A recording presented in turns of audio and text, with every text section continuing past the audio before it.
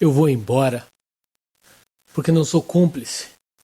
Vocês pagam bem a cumplicidade, mas aqui, ó, não sou quadrilheiro, não sou gatilho de aluguel. 10% do que vocês ganham é para publicidade deste mundo tal como é. Tal e qual, tal e qual. Mas não sou gatilho de aluguel. Sou Durango Kid, Durangão. O maior duranguíssimo Kid. Ele justiceiro. Tenho máscaras de prata cintilantes. Sou mascarado de prata com cílios azuis. Sobrancelhas cor de abóbora. Estamos entendidos que eu não vou mais fazer publicidade?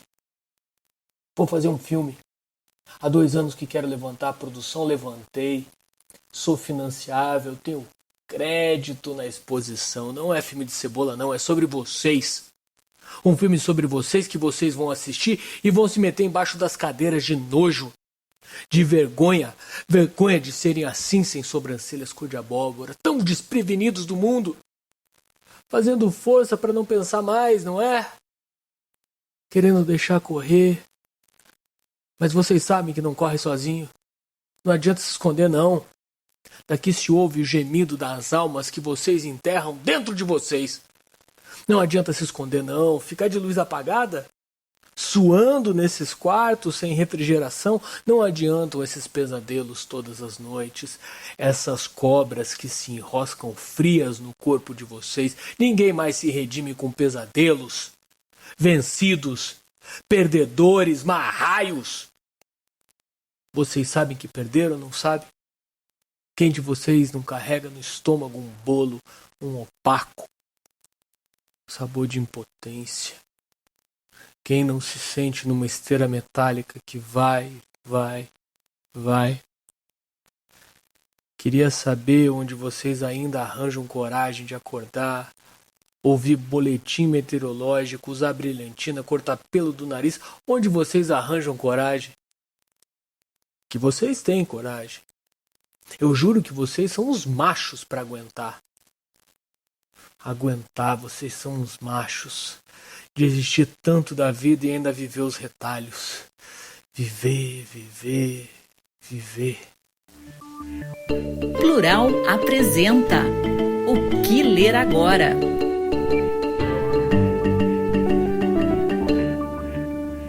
Olá, esse é o mais novo podcast do Plural, que toda semana vai falar sobre livros de editoras independentes do país. Esse podcast só foi possível graças ao patrocínio de algumas dessas editoras. Este podcast tem o patrocínio de Antofágica, clássicos para novos tempos. Aleph, venha conhecer os grandes livros da ficção científica. Oficina Raquel, mais que livro, literatura. Editora Rua do Sabão, de leitores para leitores. Acesse editoraruadosabão.com.br. Temporal, teatro para leitores de nosso tempo. Conheça dramaturgias contemporâneas do Brasil e do mundo. Hoje tem um movimento muito bacana no Brasil, porque não são só os grandes grupos editoriais que estão publicando livros importantes. Boa parte dos livros mais interessantes tem saído de casas pequenas, feitos meio na marra por gente que trabalha mês a mês para colocar um volume novo na rua. E para começar, a gente vai falar hoje do Oduvaldo Viana Filho, o Vianinha. O trecho que você ouviu aí no começo do podcast é do Corpo a Corpo, lido pelo Diego Fortes, direto aqui para o podcast. O texto é um monólogo que se tornou um clássico de Vianinha e que faz parte do projeto da Temporal, que está trazendo 9 peças dele para livro depois de tanto tempo. A importância do projeto é bem fácil de entender. Apesar de ser um dos dramaturgos mais importantes do país, o Vianinha foi perseguido pela ditadura e morreu cedo. Com isso, as peças dele acabaram caindo em uma espécie de limbo no mercado editorial. Ele nunca foi tão publicado quanto um Nelson Rodrigues ou um Ariano Suassuna, por exemplo. Tem várias razões. A professora Maria Silvia Betti, da USP, uma das maiores apaixonadas por Vianinha do país e coordenadora do projeto da Temporal. Acho que a primeira delas é o fato de grande parte da dramaturgia dele ter sido desenvolvida no período pós-golpe, né? Em 1964, ele morre 10 anos depois.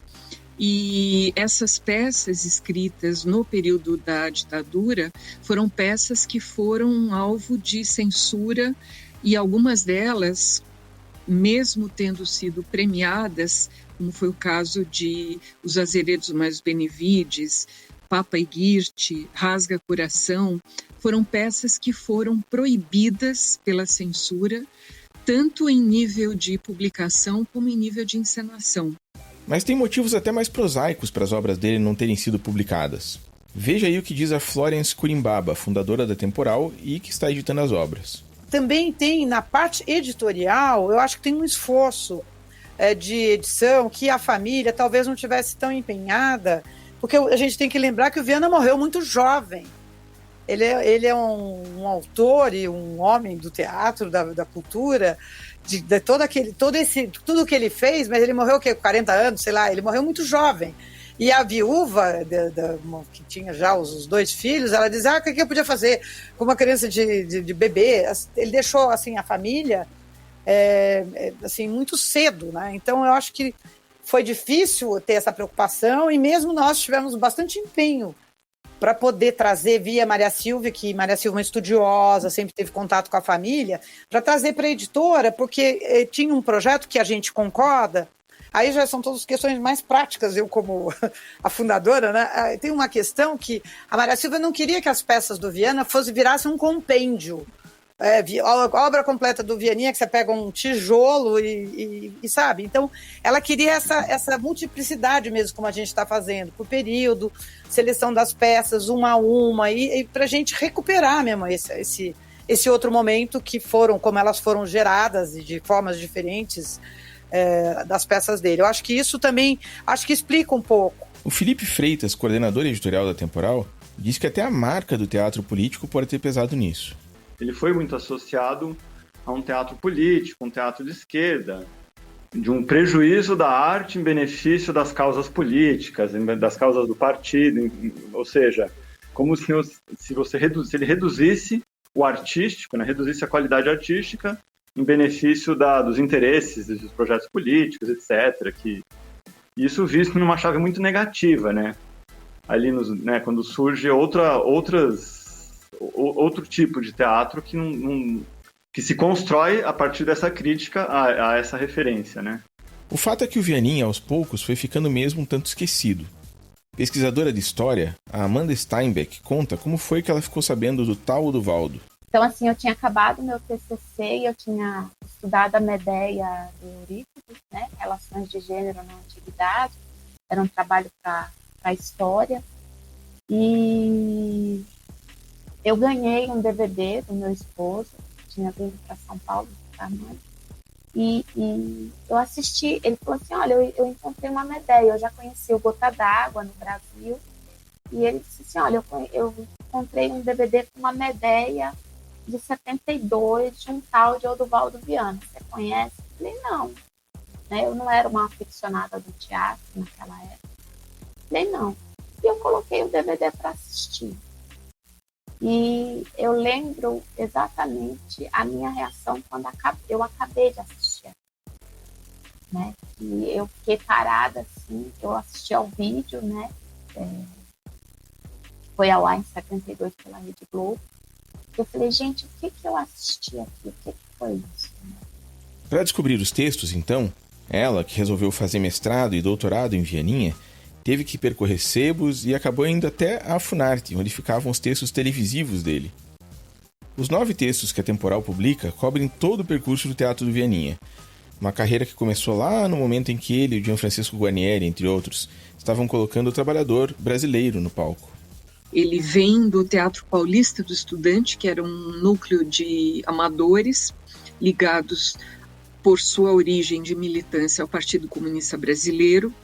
E dentro do Teatro de Arena, ele vai ser o autor da peça que se segue ao Eles Não Usam Black Tie, que foi Chapectuba Futebol Clube.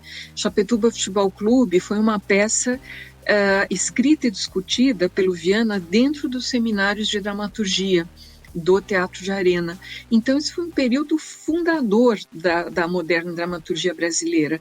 Paralelamente, o país estava se transformando, era o final do governo Juscelino Kubitschek, 50 anos em 5, projeto de nacional desenvolvimentismo, era um período de grandes debates internos no PCB, que desde 1956 vinha seguindo aquele período intenso de desestalinização e de debates internos, né, por conta de terem sido colocados a público, né, os crimes do Stalin. Então era um período muito intenso de muitos debates, e quando o Viana ingressa como ator no Teatro de Arena, ele participa intensamente de tudo isso, de todas essas discussões, tanto como autor, como também como ator. A professora Maria Silvia conta que, além de dramaturgo, o Vianinha sempre foi também um pouco agitador. No período seguinte, que é o período de 1961 a 1963, ele vai ser o grande responsável pela criação do Centro Popular de Cultura da União Nacional dos Estudantes. E esse trabalho, né, do CPC da UNE, do Centro Popular de Cultura da União Nacional dos Estudantes, foi o maior projeto de cultura e de teatro épicos do país nesse período, né? Então, autos de rua foram encenados, colocando em questão e discutindo os problemas da classe trabalhadora do ponto de vista da sua exploração, problemas ligados ao imperialismo, problemas ligados ao latifúndio. Quer dizer, as questões básicas do país começam a ser discutidas intensamente, e o Viana participa de trabalhos dentro do CPC em todas as suas frentes, tanto escrevendo, sendo coautor de autos de rua, de teatro político, como também atuando. E não só escrevendo autos de rua, que eram peças de estrutura mais agitativa e mais enxuta, mas também escrevendo peças de maior duração, como, por exemplo, o Brasil Versão Brasileira, 4 Quadras de Terra e Os Azeredos Mais Benevites. São peças longas e para uma estrutura teatral propriamente dita, com palco, plateia, proscênio, etc. Depois do golpe de 64, esse tipo de atividade ficou inviável. Mas aí o Vianinha, junto com outros artistas, fundou o Grupo Opinião.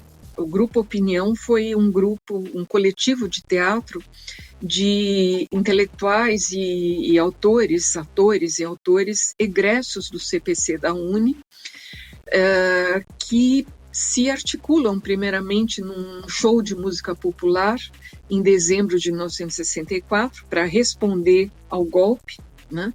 Para dizer, olha, vocês não acabaram conosco, nós estamos aqui ainda, estamos aqui trazendo a nossa opinião.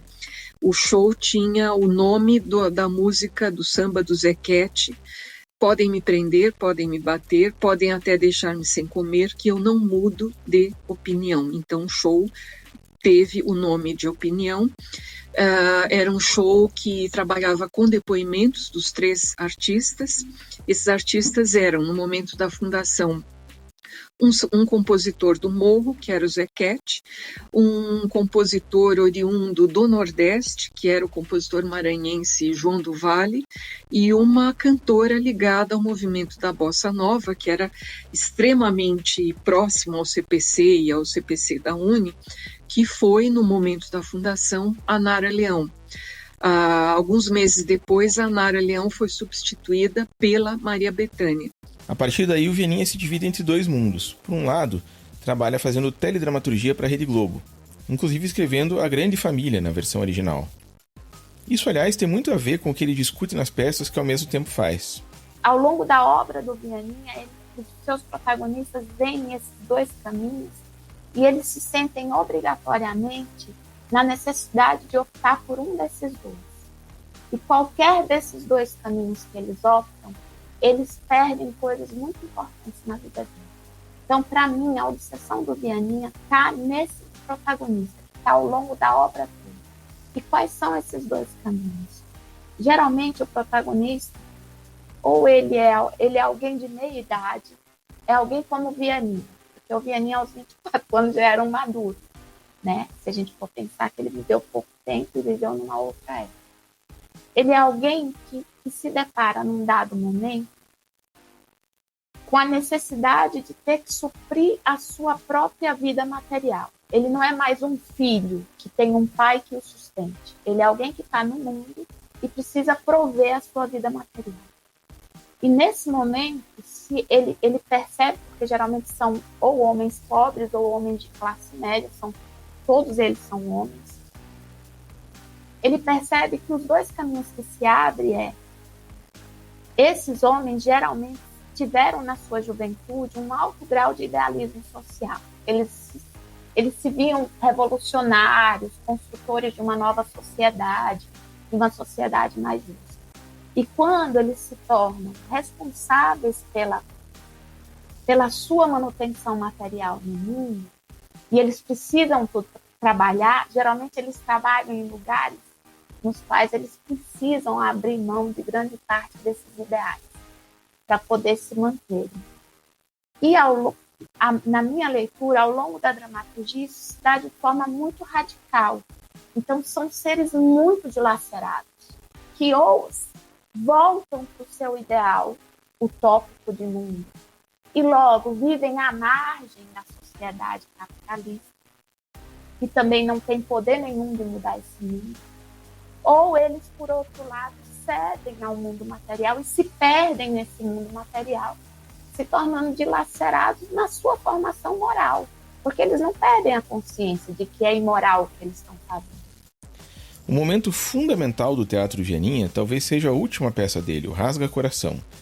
Uma peça longa que discute décadas de história do Brasil e que foi a primeira publicação da Temporal. Infelizmente, o Viana nunca chegou a ver a peça no palco. A grande expectativa do Viana era que o Rasga Coração fosse para a cena e que ele conseguisse ver o Rasga Coração antes de morrer, porque ele sabia que ele estava em situação terminal. Infelizmente, isso não acontece. O José Renato, que foi o diretor para quem ele convidou para a direção do Rasga Coração, José Renato foi 3 vezes para Brasília, a censura já estava federalizada, e a censura do Rasga Coração é uma coisa impressionante, porque não havia um parecer, um laudo, havia com outros trabalhos, era sumária. Rasga Coração não podia ser publicada, encenada, não podia ser nem mesmo lida, leitura dramática. A censura sobre a peça era absurda, conta a professora Maria Silvia. A leitura era divulgada, obviamente, nos canais ligados aos meios de encenação e de jornalistas e atores, etc. Montava-se um esquema, os atores tinham nas suas pastas de leitura outra peça, não proibida, e alguém ficava na entrada para dar o sinal. Caso chegasse alguma inspeção da censura, tinha-se os elementos para transformar aquela circunstância em alguma outra coisa sem que ninguém ficasse com problemas de ser preso e de ser, sabe-se lá de que forma, punido. Bom, agora dá para ler e montar tudo isso. A Temporal já publicou Rasga Coração, A Longa Noite de Cristal, Papa Egirte e Corpo a Corpo. E vem mais 5 por aí. Quem quiser saber mais sobre isso, é só ir na página do podcast Dentro do Plural, em plural.jor.br. Como eu falei no começo, esse projeto do podcast aqui é um projeto colaborativo, ele é feito em parceria entre o Plural e editoras independentes. E tem 5 parceiras já que estão participando aqui, e a gente vai falar sempre aqui no final do programa, de cada episódio, de um lançamento de uma delas.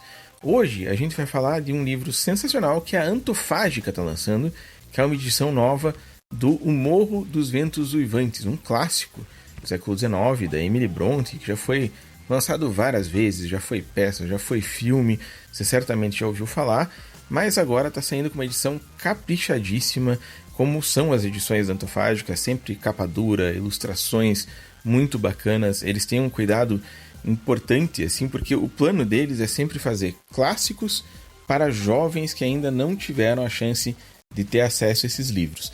Então a gente foi falar aqui com a Stephanie Fernandes, que é a tradutora do livro, e que explicou pra gente, afinal de contas, qual é o motivo que poderia levar alguém a levar mais uma edição do Morro dos Ventos Vivantes para casa. Por que é importante ter essa nova edição da Antofágica? O Morro dos Ventos Vivantes representou muito para mim essa cisão com a busca por uma identificação na ficção, sabe? Por para ter necessariamente um paliativo para as minhas angústias, né? Foi quando eu entendi que jogos de linguagem podem ser divertidos, que você desaguar perversões na ficção pode ser divertido, né? Porque você pega esse livro que é cheio de gente doida, que não tem amarra nenhuma para suas paixões, né? Principalmente as paixões ruins, os ódios, né? A incapacidade de lidar consigo mesmo, com o outro. E é um livro que eu falei assim, fiquei tentando mergulhar nele antes, mas eu acho que isso faz parte da graça também, quando você meio que pega assim, o ritmo do livro. É um romance que parece que está sempre batendo a porta na nossa cara. E quando você percebe que, pelo menos, né, falando da minha experiência, isso pode ser feito numa obra, né, e que tem uma obra canônica, assim, desse cânone ocidental, que estão assim, a jornada do herói, esses personagens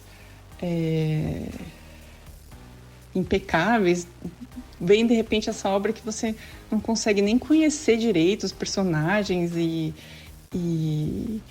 é um livro que trata não só esses personagens, mas o leitor com certa perversão, e eu acho isso bem divertido, assim. A Stephanie é uma aficionada do livro, há muito tempo vinha seguindo as irmãs Brontë, inclusive indo até o local em que elas viveram na Inglaterra.